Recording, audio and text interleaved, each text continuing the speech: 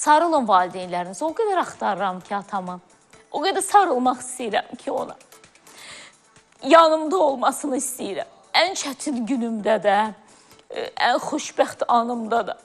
Ata dayaqdır, ata qürurundur, ata kimliyindir. Çünki hər kəsin adının sonunda çəkə biləcəyi bir ata adı var. Kimin qızısan deyə soruşurlar bizdən. Kimin oğlusan deyə, kimin kimsəsisən deyə soruşurlar bizdən. Nə gözəl ki, qürurla çəkdiyimiz ata adımız var. O qədər axtarıram ki, atam. Hər yerdə axtarıram atamı. Deyirlər, ruhlar yaşayır, bədənlər ölsə də. Bilirəm, dar günümdən də xəbər olur, gözəl günümdən də xəbər olur. Amma valideynlərimizi biz seçmirik, ona görə də zamanında dəyər verək. İki həyatda mövzu var. Danışılanda ağlamadan ötə bilmirəm. Biri şəhidlərdir, biri də valideynlərdir.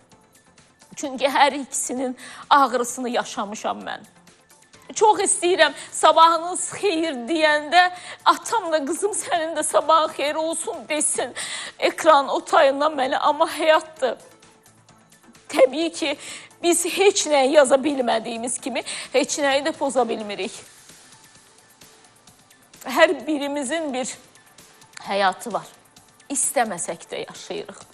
Bəzən başımıza gələnlər var, deyirik, ay Allah, niyə yaşatdın onu mənə? Yaşamalıydıq.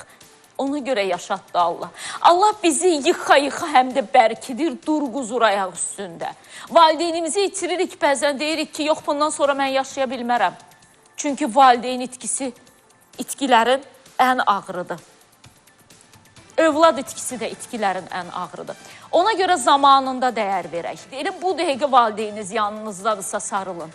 Bəzi valideynlər var, sevgilərini bildirə bilmirlər, eybi yoxdur. Elə o qapalılıqdan güc alıb siz valideyninizə sevginizi bildirin. Valideyninizə övlad olaraq acı günlər yaşatmayın. Valideyn hər anımızda var. Ən pis günümüzdə də valideynimiz yanımızdadır və bizi həyatda təmənnasız sevən iki şəxs var. Biri atamızdır, biri anamızdır.